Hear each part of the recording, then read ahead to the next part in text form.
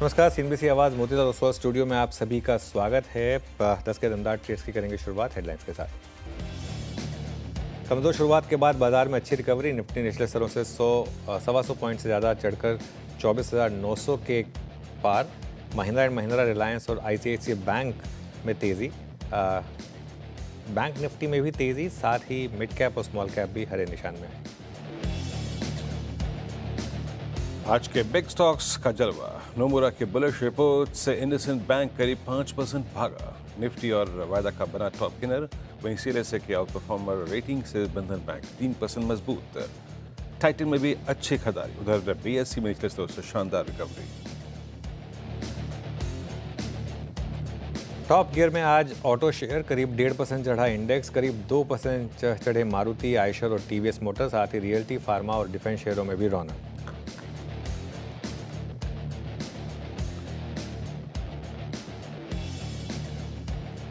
Discount पर block deal से Hindustan zinc करीब 5% टूटा। वायदा का टॉप लूजर बना। 1.89% हिस्से की हुई डील।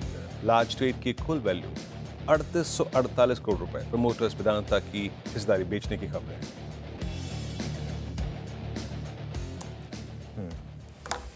ओके, चलिए अब इस शो की शुरुआत करेंगे 10 के दमदार ट्रेड्स में।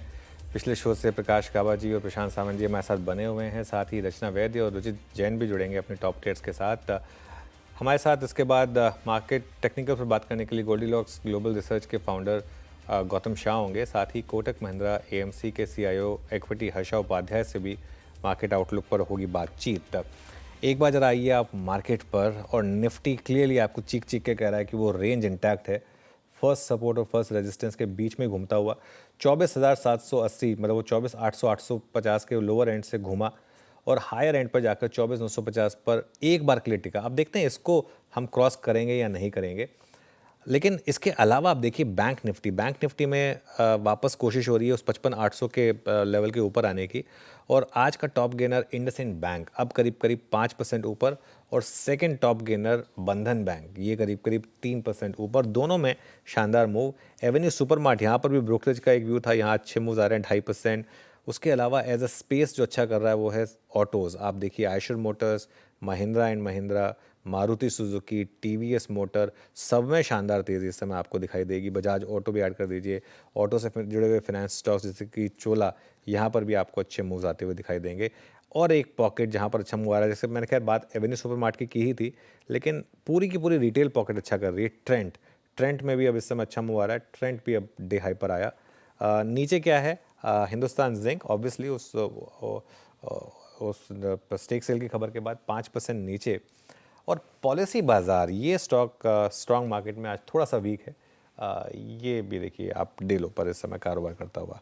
लेकिन बात वही बीरू कि एक रेंज है, और ये रेंज पता नहीं हमारा पीछा कब छोड़ेगी। अभी तो छोड़ने को तैयार नहीं है। 24,950 से हम वापस फिसल कर 24,900 पर आ गए। जैम, ये दायरा कब हमारा पीछा छोड़ेगा, और जब तक पीछा नहीं छोड़ता इसी दायरे से काम चलाते हैं। बात करते हैं आज के मेहमानों से। रचना वैद्य फ्रेश पर्सपेक्टिव लेके, ताज़ा तरीन नज़रिया लेके जुड़ी हैं इस पैनल में, और रुचित जैन। आप सभी को नमस्कार, कार्यक्रम में स्वागत है। रचना जी, क्या व्यू है आपका मार्केट पे इस वक्त और आपके दो ट्रेड्स?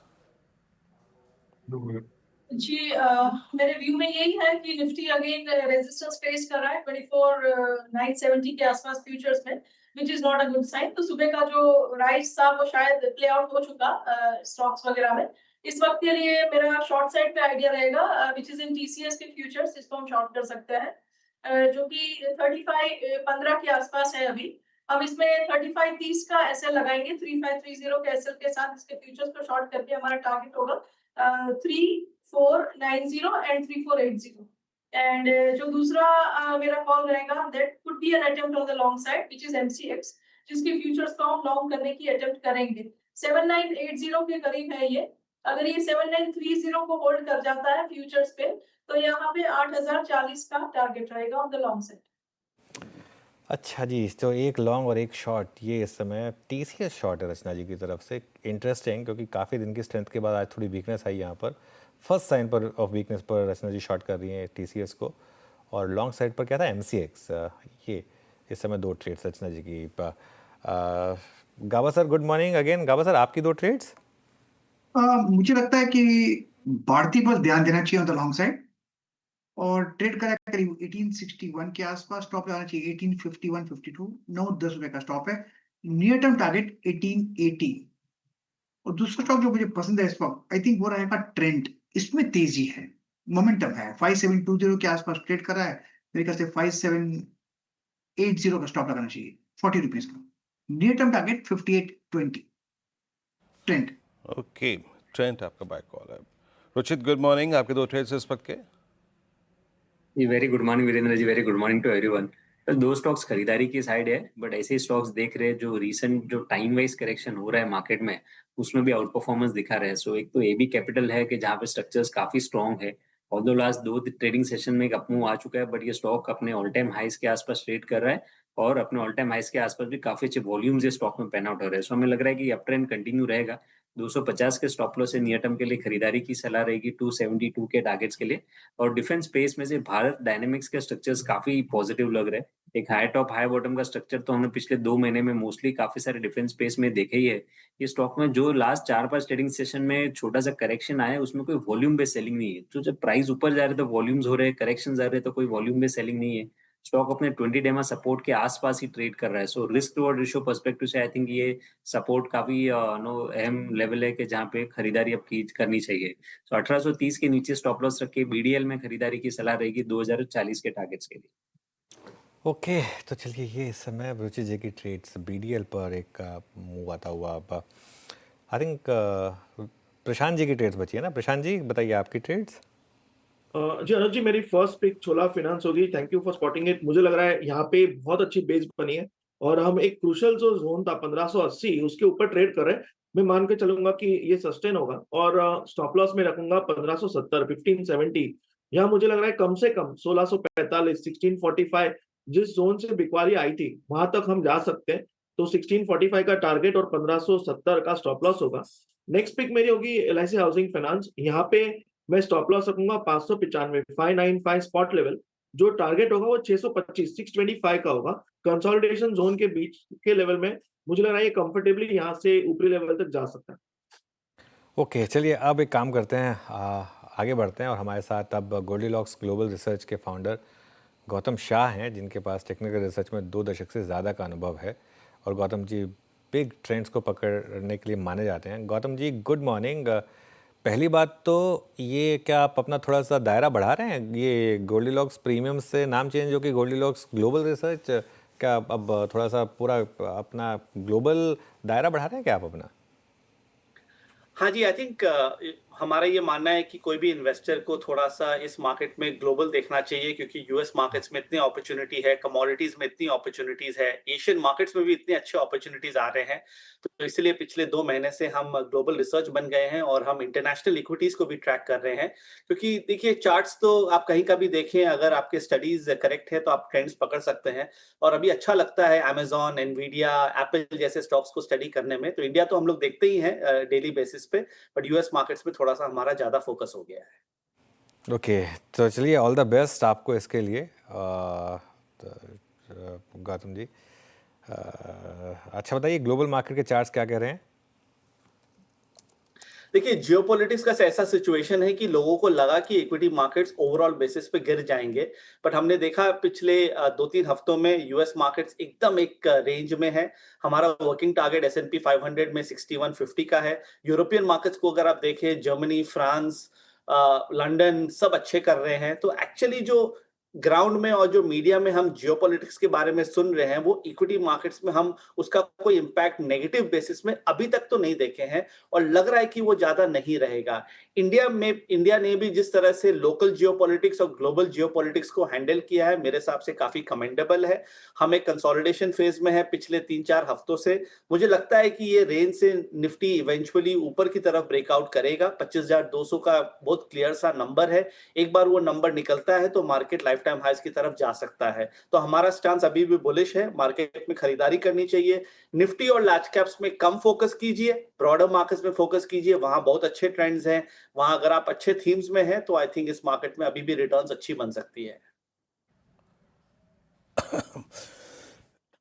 गौतम जी नमस्कार, वीरेंद्र बोल रहा हूँ। आपको इंडियन मार्केट्स पे थोड़ा डाउटफुल क्या लग रहा है इस वक्त? मतलब placement of Indian markets in correlation to world markets कैसी लग रही है? FI still holding approximately 1 lakh shorts. Positioning, क्योंकि आइसोलेशन में जब इंडियन मार्केट्स को देखता हूँ तो एक और बात होती है, बट आप जब पोजिशनिंग देखते हैं उसके against global markets, in comparison आपका एनालिसिस क्या कहता है? देखिए, एफआई का जो लॉन्ग शॉट डेटा है, मेरे हिसाब से वो ज़्यादा रेलेवेंट नहीं है, क्योंकि अगर आप पिछले 2 ढाई साल का अगर आप ट्रैक रिकॉर्ड देखें, तो it is very clear that domestic money has won over foreign money. I mean that's a very clear structural trend that we have seen. तो उसके चलते मुझे लगता है कि इंडियन मार्केट ने जो पिछले 2 महीने में किया, वो इटसेल्फ एक बहुत बड़ी चीज़ है। हम 21,800 के लेवल पे थे, आज हम 25,000 के आस-पास खड़े हैं और हम 4% दूर है लाइफ टाइम हाइज़ के पास। तो और हम क्या मांग सकते हैं? और mid cap small cap index 2% दूर है अपने लाइफ टाइम हाई से। मोमेंटम इतना अच्छा रहा है, पार्टिसिपेशन अक्रॉस द बोर्ड रही है, quality stocks have been rewarded in the recent past. और ये जो 3 साढ़े 3 हफ्ते का कंसोलिडेशन है, मैं समझ सकता हूँ आपका सवाल, क्योंकि कई लोग कह रहे हैं कि ये डिस्ट्रीब्यूशन है, हो सकता है मार्केट यहाँ पर सस्टेन नहीं करे, जियोपॉलिटिकल एनवायरनमेंट उतना अच्छा नहीं है। दैट इज करेक्ट, बट पिछले 3 सालों में हमने काफी जियोपॉलिटिकल इश्यूज देखे, बट हर बार मार्केट्स वापस आया, क्योंकि मार्केट का ये मानना है कि geopolitics will eventually gate absorb. तो अभी भी यही मानना है जो मिडिल ईस्ट में हो रहा है, और मुझे कोई कंसर्न ज्यादा दिखता नहीं है। 24,500 मेरे हिसाब से बहुत इंपॉर्टेंट सपोर्ट है, उसके नीचे भी 24,150 is a very important support. This is a buy on dip market.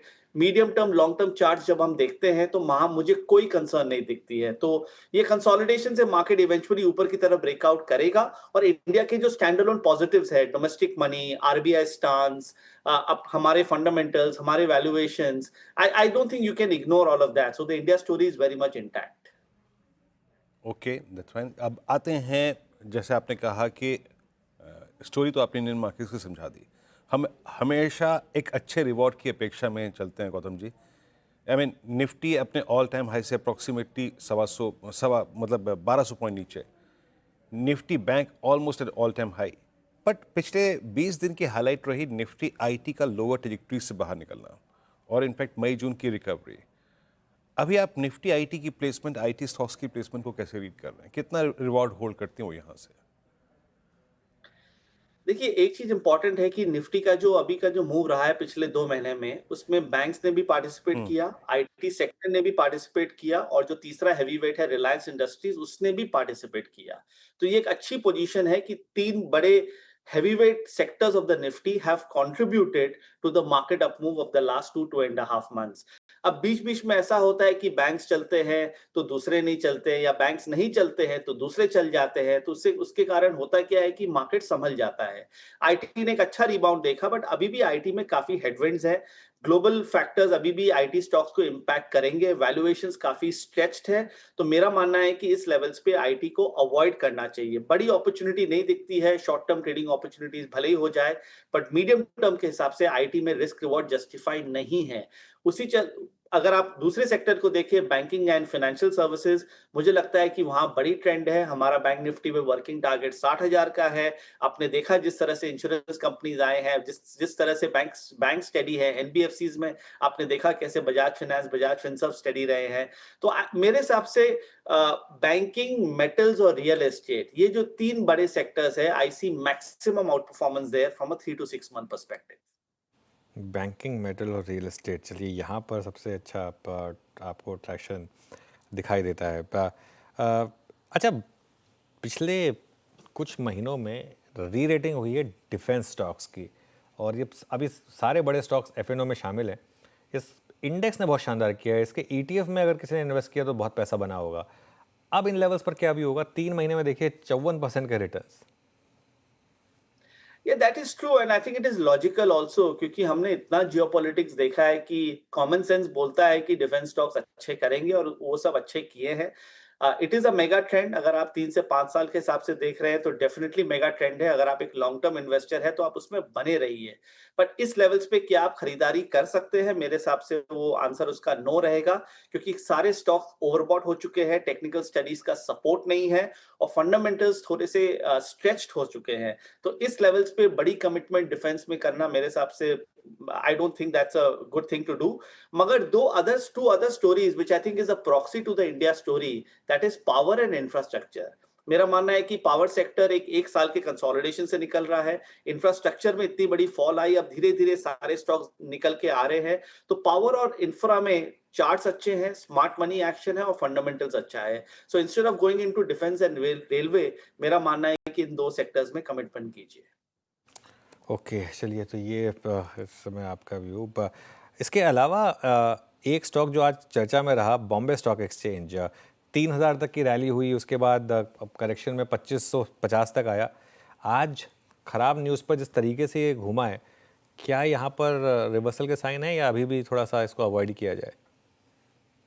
Anuj, I don't want to comment on specific stocks, but मुझे लगता है कि capital market theme is here to stay. I think अभी जिस तरह का RBI का stance रहा है और जिस तरह से हर महीना पैसा सिस्टम में आ रहा है, 25,000 करोड़ की एसआईपी है, हमने इतना बड़ा बेयर मार्केट देखा पिछले 8-10 महीनों में, उसके बाद भी ये लोकल मनी मार्केट में आ ही रहा है. और अब एफडी रेट्स भी नीचे जाएंगे आरबीआई स्टांस के चलते, तो और पैसा इक्विटी मार्केट्स में आएगा. So my bigger point is, इसके कारण capital market as a theme is here to stay. तो हो सकता है कि BSE might not be the best bet, क्योंकि ये काफी चल चुका है पिछले 2-2.5 सालों में, but there are many other top capital market proxy stocks जो एक प्लेटफॉर्म बिजनेसेस हैं, डिपॉजिटरीज हैं. मेरे हिसाब से वहां पर बहुत बड़ी अपॉर्चुनिटी है. अगर आपका 1.5 से 2 साल का व्यू है, तो इस थीम में डेफिनेटली बने रहिए और हर डिप में खरीदारी कीजिए. ओके, अच्छा, हमने एक्सचेंजेस की बात की गौतम जी, उसके बाद बात करते हैं कि ऐसी कमोडिटी की, एक ऐसे अंडरलाइन की जिसने सबको चौंकाया और उसमें निवेशित हर शख्स आज इन द मनी है, substantial, that's gold. Gold in isolation charts क्या कह रहे हैं? जो हमारे दर्शक गोल्ड ट्रेड करते हैं या फिर इन्वेस्टमेंट करते हैं, उनके लिए आपका व्यू. और एक और बात, क्योंकि गोल्ड से रिलेटेड एक पूरी थीम है, we have Titan, Muthoot, Manappuram, Federal Bank. आपका टेक इस बास्केट पे क्या है, गोल्ड पे क्या है इस वक्त? देखिए, पिछले 18 महीनों से हमारा व्यू गोल्ड पे पॉजिटिव ही रहा है. मैं जब आपके चैनल पे आया हूँ, मैंने कहा कि gold will beat equity market benchmark returns. हमारा ये व्यू 18 महीने से है और मुझे लग रहा है कि अगले 12 से 15 महीनों में भी गोल्ड और silver will definitely beat equity market benchmark returns. So I think Nifty returns को डेफिनेटली गोल्ड और सिल्वर बीट करेगा. बट अभी गोल्ड एक ऐसे पॉइंट पे आ गया है जहां पर उसे कंसोलिडेशन चाहिए.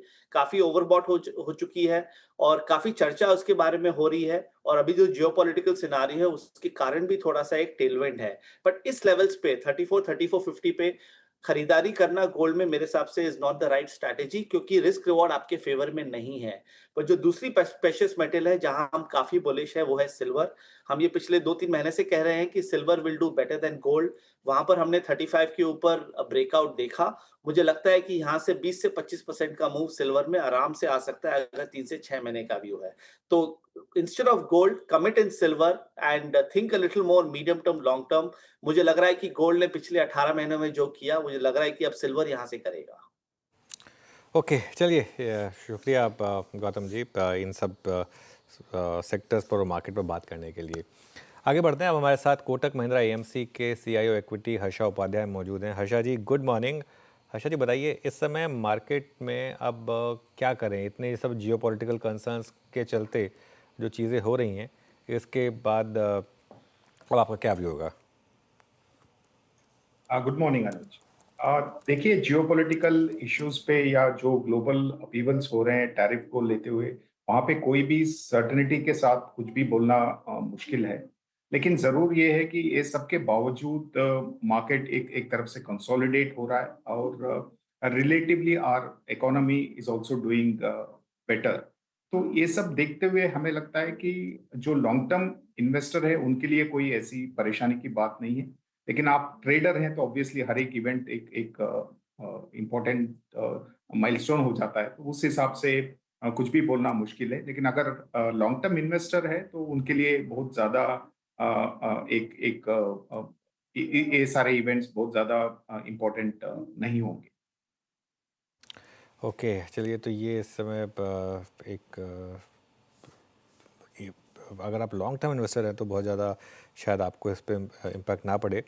आप इस समय इंक्रीमेंटल फंड्स कहाँ डाल रहे हैं हर्षा जी? क्योंकि मार्केट में लगातार इन्फ्लोज रहे हैं म्यूचुअल फंड्स में. आपकी प्रेफर्ड थीम्स क्या हैं इस समय?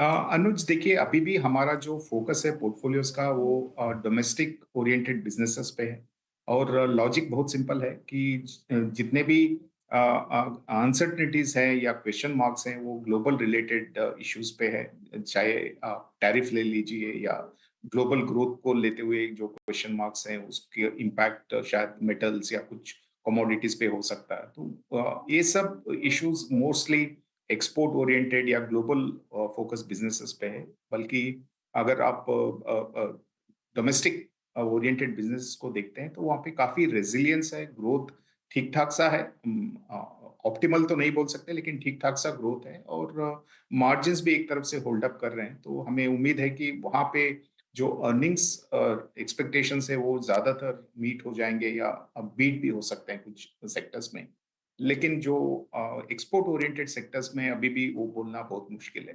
तो इसलिए हमारा जो ज्यादातर ओवरवेट या लार्ज एक्सपोजर्स जो हैं वो सब डोमेस्टिक फोकस सेक्टर्स पे हैं। Banking and financial services sector हम काफी समय से बोलते आ रहे हैं कि एक अच्छा सेक्टर उभरते आ रहा है, तो वहाँ पे भी हमारे बहुत सारे एक्सपोजर हैं। सीमेंट है, पावर सेक्टर है, टेलीकॉम है, ये सब जो डोमेस्टिक सेक्टर्स हैं और एक तरफ से या तो स्टडी लेवल का ग्रोथ होते आ रहा है या तो वहाँ पे टर्न अराउंड की कुछ ग्रीन शूट्स भी दिखाई दे रहे हैं। तो ये सब में हमारा ओवरवेट पोजीशन है। अगर आप एक्सपोर्ट ओरिएंटेड बिजनेसेस में देखते हैं तो सिर्फ स्पेशलिटी केमिकल्स एक ऐसा सेक्टर है जहाँ पे हमारा ओवरवेट एक्सपोजर है, बाकी सब में या तो न्यूट्रल या अंडरवेट पोजीशन अभी भी चल रहा है। तो हमें लगता है कि आगे के 1-2 महीने के बाद शायद बेहतर क्लैरिटी वहाँ पे मिल सकता है अगर टैरिफ्स का एक एक फाइनलाइजेशन होता है, तो उसके बाद हम उसको दोबारा हम इवैल्यूएट करेंगे उस वैल्यूएशंस को देखते हुए। लेकिन आज के दिन में फोकस ज़्यादातर डोमेस्टिक बिज़नेसेस पे। जी हाँ, डोमेस्टिक घरेलू और जहाँ तक ग्लोबल पोजीशनिंग का सिस्टम का प्रश्न है वहाँ पे स्पेशलिटी केमिकल्स। अच्छा हर्षा जी, ये इस पिछले 4 महीने में जिन जिन बास्केट्स ने स्ट्रॉन्ग कन्विक्शन ट्रेडर्स का और इन्वेस्टर्स का खींचा अपनी तरफ और इनफैक्ट इंस्टीट्यूशंस का, उसमें इंश्योरेंस स्टॉक्स भी एक रहे और ज़्यादातर ऑल टाइम हाई पे हैं। आपका व्यू इंश्योरेंस पे इस वक्त? देखिए इंश्योरेंस में हम काफी सेलेक्टिव हैं और हमें लगता है कि अभी भी वहाँ पे जो रेगुलेटरी ओवरहैंग है वो पूरी तरफ से थमा नहीं है। तो कभी भी वहाँ पे कुछ एडवर्स डेवलपमेंट्स हो सकते हैं। तो इसीलिए बहुत ज्यादा ओवरवेट पोजीशन नहीं है, लेकिन जरूर कुछ सेलेक्टिव इंश्योरेंस स्टॉक्स हमारे पोर्टफोलियो में हैं, हम उनको कैरी कर रहे हैं। ओके, इंश्योरेंस में not as a whole but individual scrips पे आपका व्यू थोड़ा सा कंस्ट्रक्टिव है, पॉजिटिव है। अच्छा हर्षा जी, पिछले 2-3 महीने में जो भी हुआ, चाहे वो डोमेस्टिक या फिर ग्लोबली, आपका एविएशन और ट्रेवल टूरिज्म, ये पूरी थीम, इस पर क्या सेंस बन रहा है, क्या व्यू बन रहा है? हमने पूरे 21 मिड से लेकर 25 के मिड तक पैसा बनता हुआ देखा, लेकिन जियोपॉलिटिकल सिचुएशन जो इस वक्त है उसको देखते हुए मोस्ट स्पेशली वो कंपनियां या वो होटल्स जो की ग्लोबल प्रेजेंस बहुत स्ट्रांग है, वहाँ पे क्या व्यू रख रहे हैं आप इस वक्त? देखिए जो भी ग्लोबल फेसिंग है वहाँ पे थोड़ा अनसर्टनिटी तो रहेगा अगले कुछ हफ्तों के लिए at least, if not few months. लेकिन ओवरऑल अगर आप कंज्यूमर डिस्क्रिशनरी स्पेंड को एविएशन की ओर या ट्रैवल टूरिज्म की ओर फोकस करके देखते हैं तो जरूर ये सेक्टर्स हैं जहाँ पे मीडियम टू लॉन्ग टर्म एक एक तरफ से टेलविंड बन गया है। और जो भी चीजें हो रही है मार्केट में या हुआ है पिछले कुछ महीनों में वो भी सपोर्टिव है। जैसे कि टैक्सेशन जो चेंजेस हुए हैं और उसके वजह से जो 1 लाख रुपए का जो टैक्स का बचत हो रहा है एक एक सेगमेंट में सैलरीड क्लास में, वो that is positive for travel and tourism and aviation बोल सकते हैं। सिमिलरली जो इंटरेस्ट रेट घट चुका है 100 बेसिस पॉइंट्स का जो गिरावट हुआ है पिछले कुछ महीनों में, वो भी एक तरफ से आपके ईएमआई का बर्डन को कम करेगा और कंजम्पशन डिस्क्रिशनरी कंजम्पशन जो है वहाँ पे एक एक तरफ से पॉजिटिव इम्पैक्ट आ सकता है।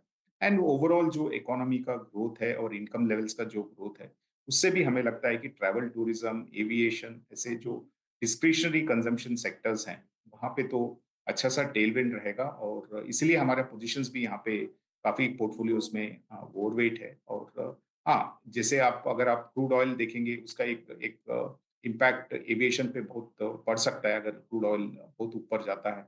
लेकिन आजकल जो जियोपॉलिटिकल सिचुएशन उभरते आ रहा है उसके बावजूद हमें ऐसे कोई इंडिकेशंस नहीं दिख रहे हैं अभी कि crude oil medium to long term में यहाँ से बहुत ज़्यादा ऊपर रहेगा। तो हमें तो यही लगता है कि अगर एक तरफ से एक डी-एस्केलेशन होता है इज़राइल-ईरान कॉन्फ्लिक्ट में, तो ज़रूर क्रूड ऑयल फिर से 60 या उसके करीब आ सकता है या उसके नीचे भी जा सकता है। तो ये सब देखते हुए मीडियम टू लॉन्ग टर्म में तो कोई ऐसे नेगेटिव्स नहीं दिख रहे हैं, ये एविएशन, ट्रैवल, टूरिज़्म ये सब को चलते हुए। लेकिन हो सकता है कि कुछ हफ्तों के लिए, कुछ महीने के लिए थोड़ा-सा एक हेडविंड बना रहे। हुँ। ओके। अच्छा, एक चीज़ और पूछनी थी आपसे, ये आरबीआई की पॉलिसी के बाद आपका क्या व्यू रहा? कोई स्पेसिफिक सेक्टर्स जहाँ आप बहुत स्ट्रांगली बुलिश हुए पॉलिसी के बाद, कोई व्यू चेंज किया आपने, ऐसा कुछ हुआ क्या? अनुज जी देखिए, व्यू तो मोर और लेस वही था कि 75 टू 100 बेसिस पॉइंट्स का इस इंटरेस्ट रेट साइकिल में गिरावट देखने को मिलेगा। एक थोड़ा सा सरप्राइज था कि 25 की जगह 50 बेसिस पॉइंट्स का गिरावट देखने को मिला। लेकिन जो व्यू था वो पहले से हमारा यही था कि एनबीएफसी सेगमेंट फॉर एग्जांपल एक एक तरफ से बेनिफिशियरी रहेगा क्योंकि कॉस्ट ऑफ फंड्स नीचे आएंगे और क्रेडिट ग्रोथ पे भी एक पॉजिटिव इम्पैक्ट हो सकता है जब इंटरेस्ट रेट्स नीचे आते हैं और काफी कुछ जो रेगुलेटरी टाइटनेस था पहले वो भी एनबीएफसी सेक्टर या बैंकिंग सेक्टर पे थोड़ा कम होते हुए नजर आ रहा है। तो वही सब सोच के हमने एक एक बैंकिंग एंड फाइनेंशियल सर्विसेज में एक्सपोजर लिया था। वही पोजीशन अभी भी कंटिन्यू हो रहा है। लेकिन जरूर 50 बेसिस पॉइंट्स के बाद एनबीएफसी पे थोड़ा सा रिलेटिवली बेटर व्यू है बोल सकते हैं। ऑलराइट, चलिए, हर्षा जी बहुत-बहुत शुक्रिया आज हमारे साथ जुड़ने के लिए और हमसे बात करने के लिए। शो को ख़त्म कर रहे हैं, लेकिन मार्केट की दिक्कत वही, ना ऊपर जाने को तैयार और ना ही ब्रेक डाउन के लिए तैयार। एक रेंज है और आज भी देखिए ब्यूटीफुली मार्केट ने उस रेंज को रिस्पेक्ट करा। 24,800 के आसपास का लो और 24,950 के आसपास का हाई। तो ये कुल मिलाकर वीरू एक रेंज है, उस रेंज में हम फंसे हुए हैं बेसिकली। दायरे में अभी भी कायम, न दायरे से बाहर, न ऊपर न नीचे, दायरे में अभी भी कायम। खैर चलिए, अब थोड़ी अपेक्षाएं करते हैं श्रेया और कंचन से कि वो एक छोटे से ब्रेक के बाद जब हाजिर हों तो इस दायरे से कुछ बाहर निकालने का प्रयास करें। शुभकामनाएं आप दोनों को। हम लेते हैं एक ब्रेक, अभी हाजिर होते हैं।